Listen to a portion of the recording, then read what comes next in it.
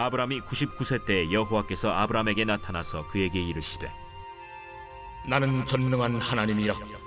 너는 내 앞에서 행하여 완전하라. 내가 내 언약을 나와 너 사이에 두어 너를 크게 번성하게 하리라. 아브라함이 엎드렸더니 하나님이 또 그에게 말씀하여 이르시되 보라, 내 언약이 너와 함께 있으니 너는 여러 민족의 아버지가 될지라. 이제 후로는 내 이름을 아브라함이라 하지 아니하고 아브라함이라 하리니 이는 내가 너를 여러 민족의 아버지가 되게 함이니라. 내가 너로 심히 번성하게 하리니 내가 네게서 민족들이 나게 하며 왕들이 네게로부터 나오리라. 내가 내 언약을 나와 너 및 네 대대 후손 사이에 세워서 영원한 언약을 삼고 너와 네 후손의 하나님이 되리라. 내가 너와 네 후손에게 네가 거류하는 이 땅 곧 가나안 온 땅을 주어 영원한 기업이 되게 하고 나는 그들의 하나님이 되리라. 하나님께서 아브라함을 부르시고 수많은 그 후손을 주시기로 약속하신 지가 24년째입니다. 그리고 하늘의 별들을 보여주시면서 너의 후손이 이와 같을 것이다 라고 말씀하신 지 13년이 지났습니다. 그러니까 아브라함의 나이는 99세고 사레의 나이는 89세입니다. 그러니까 이 가정이 자녀를 가질 수 있는 모든 가능성이 떠난 때입니다. 절대 불가능해요. 성경에도 보면 경수가 끊어졌다. 그러니까 이건 불가능한 거예요. 아브라함은 아마 혼자 이렇게 이야기했겠죠. 24년 전 하나님이 우리 가정에 약속의 아들을 주시겠다고 하셨는데 내 나이 99세, 이제는 죽은 몸이다. 내 아내 사레가 아이를 가지는 것은 전혀 불가능한 상태다. 모든 가능성은 사라졌다. 희망 사라졌고 남은 것은 절망뿐이다. 그랬겠죠. 9라고 하는 숫자는 심리적인 부담이 큰 숫자입니다. 예를 들면 58세하고 59세는 좀 다릅니다. 내가 금방 60이 되겠네, 이런 거죠. 심리적인 부담이 큽니다. 특별히 하나님의 약속을 받고 하나님의 비전을 받고 살아가는 사람들은 9라는 숫자를 접할 때 아마 마음이 무거울 겁니다. 예를 들어 내년이면 내가 40인데 60인데 80인데 아브라함도 99세가 되어 지나온 삶에 대하여 많은 회한을 느꼈겠죠. 약속만을 의지하고 달려온 길이었죠. 하지만 모든 게 끝났어요. 그야말로 끝이에요. 하나님의 약속은 절대 이루어질 수가 없습니다. 이때 하나님의 말씀이 아브라함에게 임한 거죠. 그 전에는 언약의 하나님으로 나타나셨거든요. 언약의 하나님은 여호와 하나님입니다. 여호와로서 나타나셔서 말씀하셨다 이 말이죠. 근데 오늘 본문에 보면 이제는 전능한 하나님, 히브리 말로 이게 엘샤다이거든요. 엘샤다이로 자신을 계시하신 거예요. 그러니까 이런 하나님이심을 처음으로, 성경에서는 처음으로 계시한, 그래서 전능하신 하나님 엘샤다이 하나님을 만난 것은 아브라함이 최초입니다. 그래서 아브라함에게 나는 엘샤다이다, 전능한 하나님이다 라고 하시면서 오늘 말씀을 주시는 거거든요. 그러니까 이렇게 자신을 엘샤다이로 계시하신 이유가 뭐냐? 그것은 하나님께는 불가능이 없다는 것을 알려주기 위함이었습니다. 아브라함이 가지고 있는 불가능하다, 이제 끝났다라는 생각을 깨트리도록 하나님이 지금 그렇게 나타나신 거예요. 그러면서 너는 내 앞에서 행하여 완전하라 그러거든요. 그러니까 내 앞에서 행하여 완전하라, 이 말은 하나님 앞에서 걸어가라, 그런 뜻입니다. 인간적으로 생각하지 말고 하나님 앞에서 생각하고 하나님 앞에서 행동하라. 전능하신 하나님을 바라보고 행하라, 그런 뜻입니다. 하나님 앞에서 행해야지 불가능한 환경을 보고 행하지 말아야 된다, 그런 뜻입니다. 저도 여러분도 오늘 본문을 통해서 하나님이 전능하신 하나님 앞에 서라, 지금 이렇게 말씀하시는 거예요. 내 인생의 한계 상황에서 찾아오시는 하나님이 엘샤다이, 전능하신 하나님이십니다. 내가 낙심하고 절망할 때 찾아오시는 하나님이 엘샤다이 하나님입니다. 기다리다 지쳐가지고 모든 것을 포기하고 싶을 때 만나주시는 하나님이 엘샤다이, 전능하신 하나님이십니다. 내 꿈의 성취 가능성이 제로가 될 때 오셔서 다시 일으켜 세워주시는 분이 바로 엘샤다이, 전능하신 하나님이십니다. 언제나 인간의 끝은 하나님의 새로운 시작을 의미합니다. 이 점을 꼭 깨닫기를 바랍니다. 마음으로 받아들이기를 바랍니다. 어쩌면 여러분들은 내 인생은 여기까지다, 내 인생은 끝났다라고 생각할 수 있을지 모르지만 오늘 메시지를 듣고 여러분 마음에 믿음이 생겨야 합니다. 믿음이 생기기를 축복합니다. 전능하신 하나님으로 나타나신 이유는 뭐냐? 인간에게는 그 어떤 가능성도 없기 때문입니다. 이제는 전능하신 하나님만이 유일한 희망이에요. 이제 모든 것은 무엇에 달려 있느냐? 전능하신 하나님을 믿느냐, 그렇지 않느냐에 모든 게 달려 있습니다. 아브라함이 왜 하나님의 약속을 기다리지 못하고 인간적인 수단과 방법으로 하갈을 통하여 이스마엘을 낳았을까요? 그 이유는 전능하신 하나님 엘샤다이를 믿지 못했기 때문이죠. 오늘 우리는 왜 낙심할까요? 전능하신 하나님 엘샤다이 하나님을 만나지 못해서 그런 거죠. 왜 우리가 원망하고 불평하며 사느냐? 전능하신 하나님 엘샤다이를 믿지 못해서 그런 거죠. 그러니까 그 전에는 언약의 하나님으로 나타났는데 성취가 안 되고 불가능한 상황이 된 거 아니에요. 99세 아니에요. 그러니까 아브라함은 약속을 지킬 능력이 하나님에게 정말 있으신가? 약속은 분명한데 그거를 지킬 수 있는 능력이 정말 하나님에게 있으신가? 그런 의문을 품게 된 이때 엘샤다이, 전능하신 하나님으로 나타나셨다, 그런 이야기입니다. 여러분, 오늘 우리는 무엇보다도 이 시대는 전능하신 하나님에 대하여 깊이 묵상해야 되는 시대인 것을 여러분이 깨닫기를 바랍니다. 사탄이 하나님을 인간의 머리로 제한하도록 하는 그 일을 부지런히 해왔습니다. 과학의 발전과 합리주의를 사용하여 사람들의 생각에다가 불신을 세월이 가면서 점점 심은 거예요.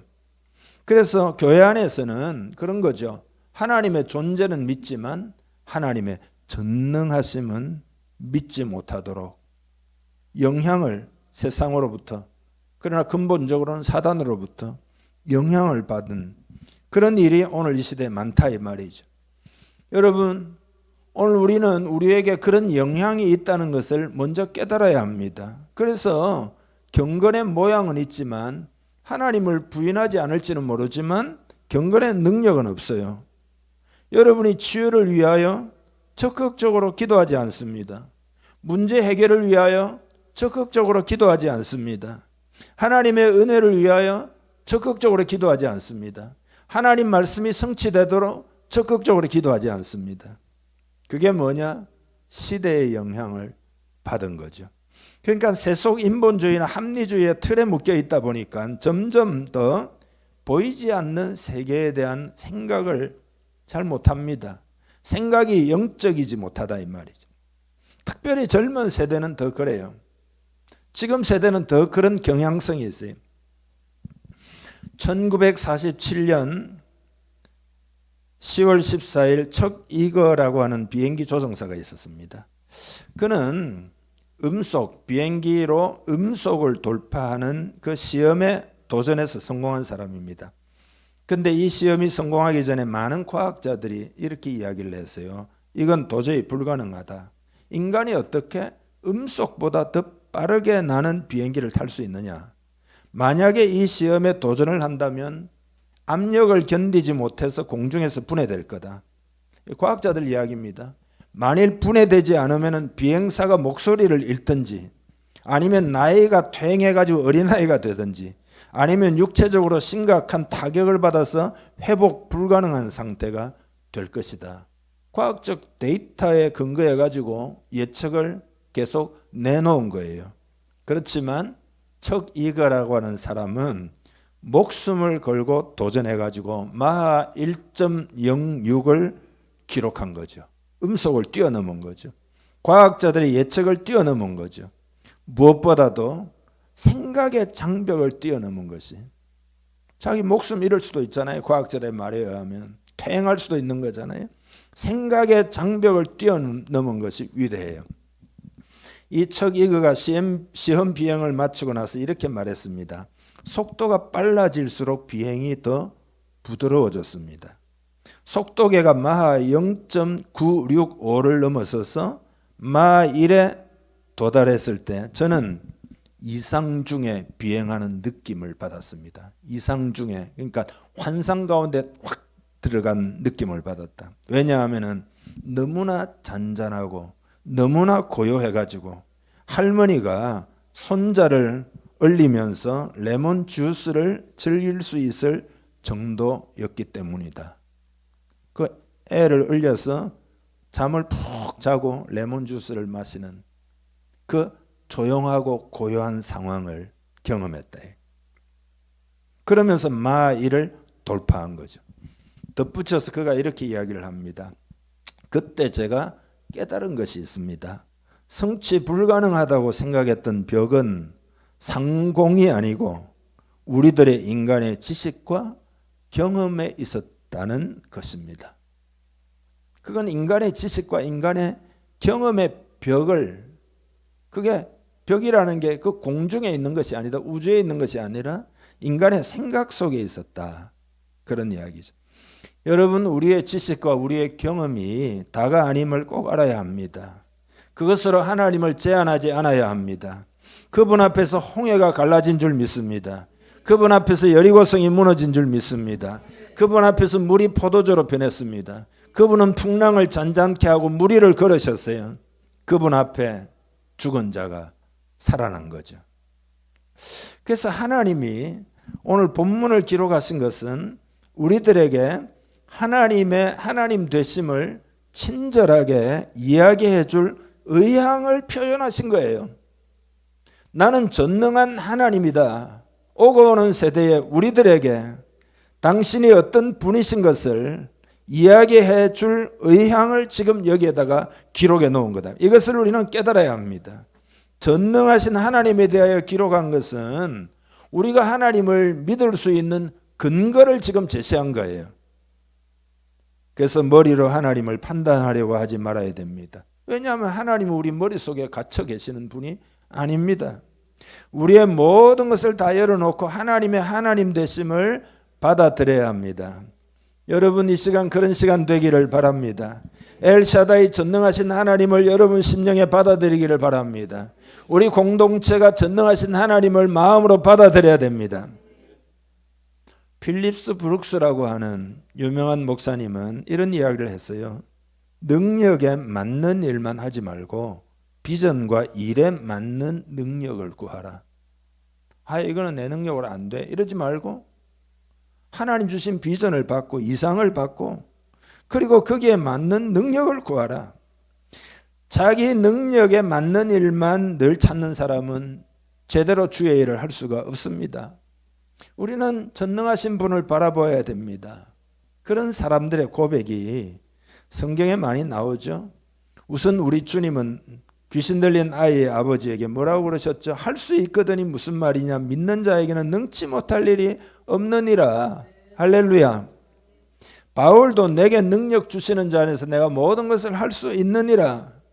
예수님의 어머니 마리아는 천사의 수태고지를 듣고는 대저 하나님의 모든 말씀은 능하지 못하심이 없느니라. 할렐루야. 이렇게 이야기했다 이 말이죠.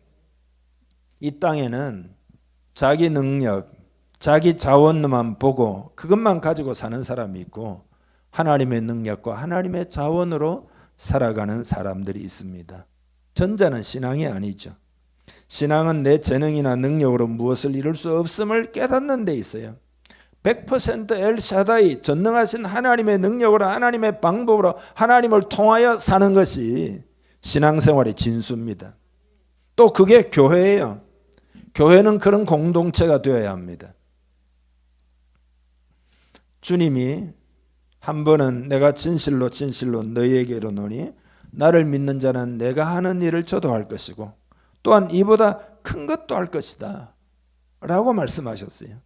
이 말씀대로 오순절 이후 사도행전의 역사가 일어난 거죠.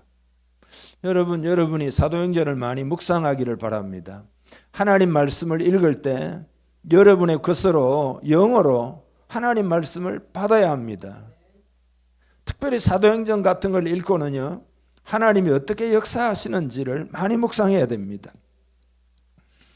초대교회가 생명을 잃게 된 계기가 뭐냐 하면은 313년 콘스탄틴 대제의 기독교 공인, 그렇게 핍박하다가 기독교를 공인하게 되죠. 그리고 380년이 되면 테오도시우스 황제는 기독교를 로마의 공식 종교로 선포합니다. 그리고 392년에는 모든 로마 제국 지역에서 기독교가 국교로 선택이 됩니다. 그게 국교예요. 392년도에. 그전에는 로마에 무서운 핍박이 있었는데 이때 초대교회 사람들의 신앙이 오히려 핍박 가운데 활화산처럼 타올랐고 완전히 세상을 변화시킨 거죠. 그렇지만 기독교를 공인하고 난 다음에 그리고 국교가 되고 난 다음에는 어떻게 되느냐? 기독교가 로마를 등에 업고 그리고 로마의 힘을 의지해 가지고 그 다음에 그 로마를 의지해서 계속해서 선교를 하게 된 거죠. 황제의 권능과 황제의 권위로 세상의 복음을 전파하는 일이 벌어지면서 교회가 점점 능력을 잃어가게 됐던 거죠. 왜냐하면은 나라에서 다 협력해 주니까 그렇게 믿음이 필요하지 않습니다. 쉽습니다. 특별히 그리스 헬라 사상, 철학 그리고 종교에 정복당하기 시작했습니다. 초대교회는 왜 능력이 있었느냐? 베드로의 말에서 그 부흥의 비밀을 알 수 있어요. 여러분 잘 아시는 대로 은과 금은 내게 없거니와 내게 있는 것으로 내게 주노니 곧 나사렛 예수 그리스도의 이름으로 걸어라. 나사렛 예수 그리스도의 이름의 권세와 능력을 그들은 잘 알았다 이 말이죠. 그렇지만 기독교가 국교가 되고 난 다음에는 황제하고 기독교하고 점점 타협을 하면서 은도 많아졌죠. 금도 많아졌죠. 그리고 헬라 철학의 지식도 많아졌죠. 그러면서 어떻게 됐느냐? 예수 그리스도의 이름의 능력을 다 잃어버린 거죠. 기독교의 본질이 뭐냐? 엘샤다이 전능하신 하나님의 임재가 본질이에요. 여러분 오늘 우리가 모여서 예배할 때 우리끼리 모여있고 하나님 임재가 전혀 없으면은 그건 아무것도 아닌 거예요. 그냥 가인의 예배가 되고 마는 거예요. 여호와는 나의 목자시니 내가 부족함이 없으리로다. 이게 뭐냐? 이게 엘샤다이 신앙이에요. 전능하신 하나님을 만나면 여러분의 존재가 달라집니다. 하나님은 아브라함에게 뭐라고 말씀하셨는가 하면 더 이상 이제부터 아브라함이라 부르지 말라. 이름을 아브라함이라 바꾸어 부르라. 이게 함이라는 게 들어가면 이게 복수가 됩니다. 복수형 의미, 복수. 단수인 아브라함은 뭐 나는 크다 뭐 그런 정도가 됩니다. 그러나 그렇기 때문에 아브람, 단수형 아브라함은 그냥 자기 한 사람을 위해서 사는 거죠. 자기 미래를 위해 사는 거고 자기 명성을 위해서 살고 자기 행복을 위해서 사는 거죠. 그러나 아브라함은 복수형이 돼가지고 열국의 아버지 그런 뜻이거든요. 이제는 신분이 달라진 거예요. 인생 목표가 달라진 거예요. 비전과 사명이 달라진 거예요. 가는 방향이 달라진 거예요. 생각도 다 달라진 거예요. 미래에 일어날 수많은 자신의 영적 후손들을 생각하는 존재가 완전히 달라진 거죠. 세계를 품는 아브라함이 된 거죠. 하나님의 비전을 품은 아브라함이 된 거죠. 그렇게 생각이 달라지자 창세기 12장에서 복의 근원이 되라고 약속했던 그 구체적인 역사를 드디어 펼쳐갈 수 있게 된 거죠. 그게 다 존재가 달라지고 그 말은 생각이 달라졌기 때문에 그런 거단 말이에요. 그래서 이제부터 아브라함이라 부르라. 나의 가치관이 아니라 하늘의 가치관으로 살아가는 존재가 된 거죠. 아브라함뿐만 아니라 사례도 사례라 하지 말고 나의 공주 그러지 말고 사라라 하라. 열국의 어머니라고 부르라 바꾸어 주었어요. 그러니까 여러분 그 아브라함만 변하면 되겠어요? 가정도 그죠? 가족들이 다 변해야 되고 교회도 여러분이 다 변해야 되죠. 예를 들어 나 혼자 변한다. 그럼 뭔 의미가 있겠니? 다 변해야 되는 거죠. 공동체가 복의 근원이 되려고 하면 공동체 모두가 함께 변해야 됩니다. 단수 사례는 그냥 한 집안 살림이나 하면 살던 나의 공주다 이 말이죠. 그러나 복수인 사라 열국의 어머니는 이것도 마찬가지죠. 한 가정만 걱정하고 한 가정의 행복을 추구하고 그렇게만 사는 존재가 아니에요. 열국을 바라보는 신분으로 변화가 된 거죠. 집안일은 물론 중요하지만 집안의 행복만을 위해서 살아가는 삶이 이제는 아닌 거죠. 이삭을 통하여 그의 이름의 뜻대로 웃음이라 그러는 세상에 웃음을 주게 되겠죠. 전능하신 하나님을 만났을 때 이들은 세상의 축복이 됐단 말이죠. 세상을 품는 사람들이 됐단 말이죠. 자식 하나 없는데 하나님도 참 재미가 있으시죠. 자식이 없어요. 경수 다 끝났습니다. 자녀를 낳을 수가 없습니다. 근데 열국의 아버지, 열국의 어머니 이렇게 부르니까 다른 사람들이 우습게 생각하지 않겠어요? 조롱하지 않겠어요? 여러분 이게 쉬운 일이 아니에요. 이게 이름 바꿔주시면 그렇게 불렀겠다 하겠지만 이게 쉬운 일이 아니라니까요. 다 끝났는데 열국의 아버지 이렇게 부르니까 옆에 듣는 사람이 어떻겠어요? 우스운 이야기잖아요. 그러나 믿음 안에서 정체성이 변한 거죠. 믿음 안에서 미래를 본 거죠. 비전이 현실로 그들 속에 들어와 있었던 거죠. 아브라함을 비웃던 자들은 나중에 당황하는 시간이 올 겁니다. 지금 세계 인구가 80억이라 치면 그 중에 절반 정도는 아브라함을 조상이라 부릅니다. 이슬람권에도 다 아브라함이 조상이에요. 유대인들도 마찬가지고 특별히 우리 크리스찬들은 영적으로 아브라함이 믿음의 조상이다 이 말이죠. 성경에 엘샤다이를 만나서 이름과 존재가 바뀐 사람들이 많이 나오죠. 성경에 나오는 인물은 거의 다 그런 사람이죠. 예를 들어 사울이 바울로 바뀐 거죠. 시몬이 베드로가 된 거죠. 기도원 같은 사람은 소심한 사람이지만 용사가 된 거죠. 다윗 같은 사람은 맨 막내로서 별 볼 일이 없었지만 한 나라의 왕이 되고 모세도 난 할 수 없다 이야기했지만 홍해를 가르고 막 불가능을 가능으로 바꾸는 그런 일을 했다 이 말이죠. 예수를 믿노라 하면서도 아직 별로 달라진 것이 여러분 없습니까? 전능하신 하나님을 만나면 달라지는 거죠. 오늘 아침 전능하신 하나님을 만나면 여러분의 본질이 달라집니다. 꿈이 달라집니다. 언어가 달라집니다. 생각이 달라집니다. 사명을 보는 눈이 달라집니다. 가치관이 달라집니다. 세계관도 달라집니다. 인생을 보는 눈도 다 달라집니다. 아브라함은 자신의 한계만을 보고 모든 게 끝장났다고 생각했지만 그러나 하나님은 아브라함을 포기하지 않으셨죠. 왜 그런 거죠? 그와 언약을 맺었기 때문이죠. 모든 것이 끝난 게 아니라 이제부터 시작이에요. 우리의 시작이 하나님의 시작임을 믿는 게 그게 바로 예배예요. 예배는 나를 보는 것이 아니라 나의 절망 속에서 전능하신 하나님을 보고 찬양하는 것, 그게 예배예요. 여러분이 참 예배자가 되기를 바랍니다. 믿음으로 예배하기를 바랍니다. 믿음이 있다면 그런 하나님을 높이는 거죠. 그게 예배다 이 말이죠. 하나님은 이 시대에 사도행전적인 교회를 세우기를 원하십니다. 교회 회복을 진실로 원하십니다.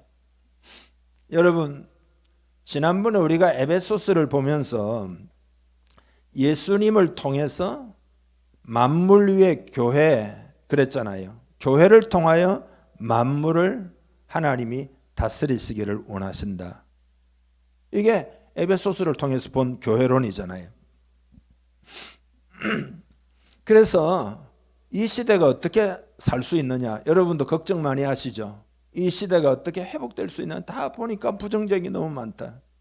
걱정만 하고 탄식만 하지 말고 이 시대를 살리는 길이 유일하게 있어요. 그게 교회 회복입니다. 교회 회복이에요. 날마다. 그래서 여러분, 우리 목사님들도 몇 분 만나가지고 뭐 기도하는지 아십니까? 매주일 모여가지고 교회를 회복시켜 달라고, 이 땅에 교회를 회복시켜 달라고. 다 팬데믹 이후에 무너지는 소리가 들리는데 하나님 이 땅에 교회를 회복시켜 달라, 그것밖에 없어요. 여러분, 그것이 이 시대의 열쇠예요. 이 시대의 회복의 방법이에요. 그래서 그런 비전을 마음에 품어야 된다라는 게 지난주일 저의 메시지였습니다. 부흥은 뭐냐? 부흥은 죽은 것이 살아나는 것이 부흥이에요. 여러분, 하나님은 부흥을 원하십니다. 이 시대에 교회가 살아나기를 원하십니다. 그것이 하나님의 생각이고 하나님의 뜻이고 하나님의 의도고 하나님의 비전입니다. 지금부터 이제 잘 들으시기를 바랍니다. 여러분이 귀 있는 자는 듣기를 바랍니다. 여러분 눈에는 보이지 않을 수 있지만 하나님은 지금 여러분들에게 은혜를 붓고 계십니다. 특별히 기도가 막힌 자에게 기도할 수 있도록 막힌 것을 뚫어주는 일을 지금 하고 계십니다. 하나님이 내 기도가 지금 막혀 있다가 뚫리기를 원하시는구나.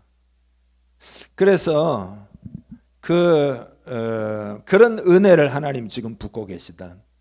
그래서 기도가 열려가지고 하나님과 만나면서 완전히 존재가 달라지고 생각이 달라지고 세상이 달라지는, 그렇게 되기를 위해서 지금 하나님이 일하고 있습니다. 기도하자라는 권유를 광고를 통해서나 메시지를 통해서나 여러 채널을 통해서 상당한 시간 동안 요즘에도 계속해서 제가 이야기하고 있습니다. 기도하자라는 권유를 들으면 여러분들은 여러분이 하던 일을 내려놓고 기도할 시간을 찾아야 합니다. 기도할 장소를 찾아야 됩니다. 같이 기도할 사람을 만나려고 해야 합니다. 초대교회 역사는 성령의 역사죠. 아멘이죠. 오직 성령이 너에게 임하시면 너희가 권능을 받고, 그래서 어떤 정도까지 했습니까? 온 예루살렘, 온 유대, 사마리아와 땅끝까지 이르러 증인이 되는, 그게 초대 예루살렘 교회예요. 오늘도 마찬가지입니다. 하나님은 성령의 불을 받아가지고 그것을 옮겨 담을 사람들을 찾고 있습니다. 마음을 여는 자는 성령의 불을 받게 될 겁니다.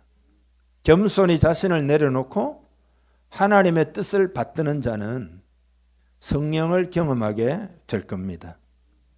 인간적으로 생각하면은 불가능할 것처럼 보이지만, 그러나 오늘 메시지가 여러분의 가슴을 뛰게 하는 사람이 있다면 그분부터 순종하기를 바랍니다. 성령 충만을 받기를 바랍니다. 성령 충만을 받고 권능을 받으려고 하시기를 바랍니다. 사도행전 교회를 세우실 때 하셨던 것처럼 성령을 기다려야 됩니다. 그래서 금요일에 자발적으로 기도할 사람들이 모이려고 합니다. 자발적으로 누구든지 좋습니다. 내가 기도하고 싶은데 누군가를 찾아가지고 우리 두 사람 같이 한번 해보실래요? 그렇게 물어보고 하나님의 인도를 받아가지고 금요일 밤에 기도하시기를 바랍니다. 7시 반부터 9시 반, 10시 정도까지 제가 항상 머무르면서 같이 기도도 하고 도와드리기도 하고 상담도 하고 그렇게 하겠습니다. 순종하는 자에게 불을 주실 것입니다. 그 불이 여러분의 능력이 될 겁니다. 오늘은 여러분 믿음을 회복하는 시간입니다. 믿음을 잃어버린 공동체가 믿음으로 충만한 공동체가 되는 것이 오늘 메시지의 목적입니다. 믿음을 회복하고 전능하신 하나님 주시는 능력으로 주님의 뜻을 이루기를 원한다. 나는 나를 보지 아니하고 나는 전능하신 하나님을 바라보고 난 믿음으로 행하기를 원한다. 이런 결단이 있기를 주님의 이름 축복합니다. 같이 기도하겠습니다. 기도할 때 하나님 아버지, 오늘 메시지를 듣고 마음의 결심을 합니다. 성령을 부어 주옵소서. 은혜를 부어 주옵소서. 다 같이 마음을 활짝 열고 함께 기도하겠습니다. 하나님 아버지, 다시 기도합니다. 기도의 사람 되기를 원합니다. 믿음의 사람 되기를 원합니다. 은혜를 받아 사는 사람이 되기를 원합니다. 성령으로 살기를 원합니다. 하나님을 통하여 살고 주 예수 그리스도께서 내 안에서 역사하시고 일하시고 사시는 그 은혜를 체험하며 살기를 간절히 원합니다. 그렇게 회복이 일어날 때 이 시대도 희망이 있고 이 민족도 희망이 있고 세상도 희망이 있고 다음 세대도 희망이 있는 줄 압니다. 하나님 아버지야, 이 막중한 책임감을 느끼며 깨어 기도하는 하나님의 사람이 되게 하시고 그렇게 실천할 때 성령을 부어 주옵소서. 불을 받게 해 주옵소서. 하나님 심령에 성령의 불을 통하여 살아가는 하나님의 사람들이 되게 하여 주시옵소서. 축복하고 예수님의 이름으로 기도하옵나이다. 아멘.